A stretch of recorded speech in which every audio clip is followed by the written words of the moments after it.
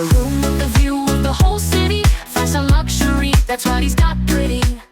And they enjoy working. I can see that they like working, especially in the first-class lounge. But a company like Emirates needs to review such matters in today's times. So I had the return flight on the 777, and then it was said that a game changer was coming, as there was a normal first class on board again. The next topic is, you arrive there thinking it's a game changer, and instead of a game changer, this time, yes, they just changed the aircraft, turning a 6-seat configuration into an 8-seat configuration. That's how simply they do it. Then suddenly the older first class is in use, which is still good. I actually like it. I have no problem flying in it. Now, it wasn't full. There were 2 guests in this first class, but still, you notice that it's quiet, not much is being sold, so they take the game changer out and move it elsewhere. That's how it gets managed. This is already Singapore Airlines. So, this is not due to safety, but rather the problem is that they say they can deploy resources better here and there because they have customers who paid this and that, or maybe some top customers are involved, so they put that in. These are unbearable conditions. I was so lucky with the staff here on this return flight in the 777, which I really enjoy flying, and sitting in this first class, I was truly fortunate. They were incredibly professional.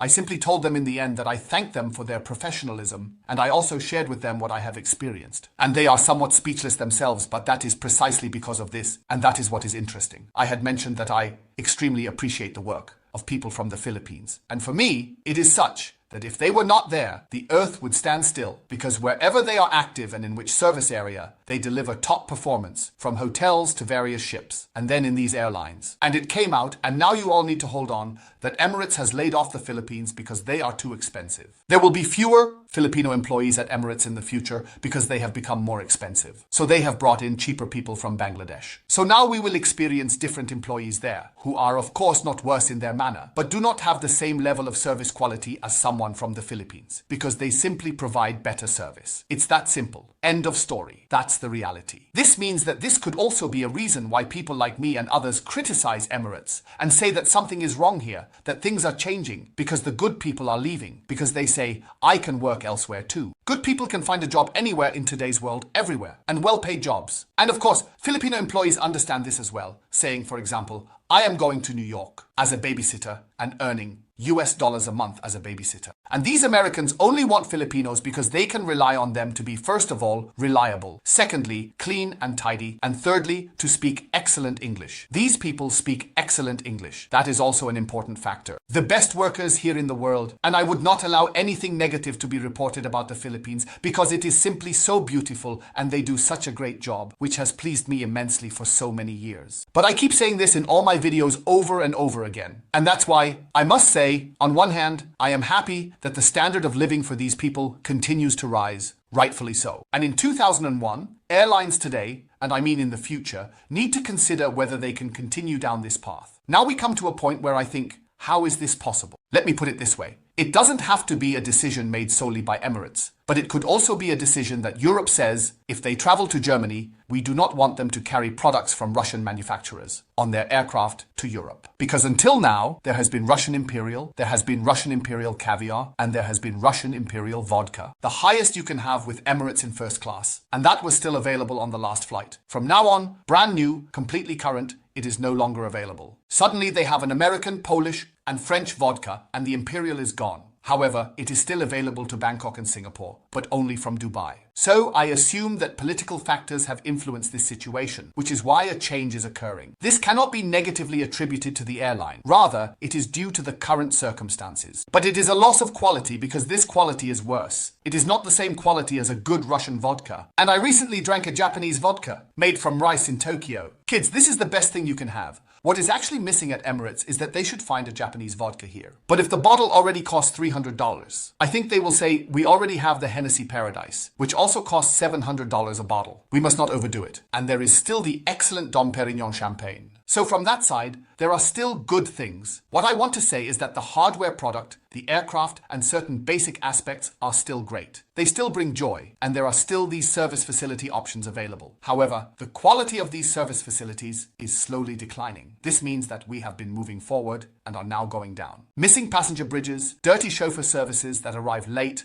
products that are changed, then also game changers or regular first class. The massages that have already been reduced to a quarter of an hour and no longer have the quality of great staff who are knowledgeable in the field of massage, and then you arrive after a really, well, great flight in this case, because it was a wonderful crew and we had most of the food covered, and this crew prepared it so deliciously, perfectly cooked. It was a pleasure. And then we were really lucky. I thought to myself, well, we will probably have an outside position again in Vienna. Fortunately, the jet bridge was docked directly at the front and not in the middle, so we didn't have to walk through the entire aircraft from the first class like we did with Lufthansa, where everyone else was already outside. This is part of the service that defines first class. When I arrive in Vienna now, I have the passenger bridge right in front of me, can be the first to disembark, and then I get through security and passport control incredibly quickly, because all the others come after me. If I no longer have this service, then it becomes uninteresting, because that is what makes the service special. The same issue applies to the luggage. There is no one left to check these bags. So, the economy class bags came out first. How is that possible? And the first class luggage came later. These are all unbearable conditions, because in the end, if you have made it through well, you don't want to wait long for your luggage. Then I go outside and think, where is my chauffeur? There are two standing there who had Black Lane, but under different names. So I stood to the side and thought, let's see if someone comes by eventually. And then the two of them were still standing there like that. So I looked around and turned around, but then my name was on it. Before there was another name, 2001, and now suddenly my name was there. Everything was impossible and unprofessional because,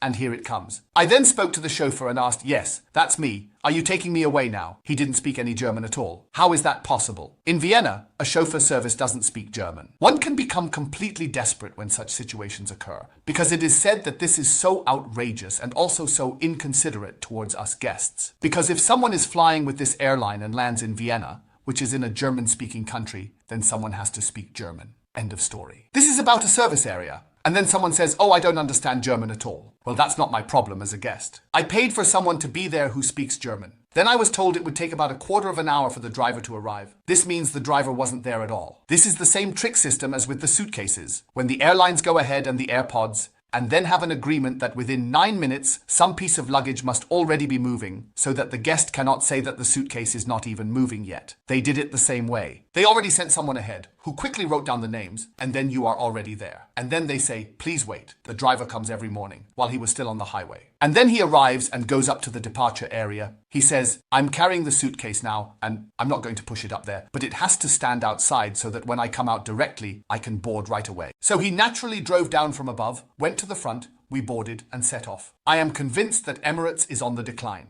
and that it will continue to deteriorate. I have now booked another flight, and will see if this continues to develop. And I can already confirm that I am looking for a new airline to see if I can fly better with a different airline. Because the route through Dubai is quite pleasant, but I could also fly via Abu Dhabi, which would be an interesting new option for me. And there is, as I have heard, now also one or another, not quite private chat, but someone who offers a kind of first business for a 6-hour flight in a small plane with a maximum of 20 people. Would that be conceivable if the service is excellent and the price is of course right? In any case, this Emirates flight was so extreme that I have to say, I was lucky with the staff. Everything else was really down under.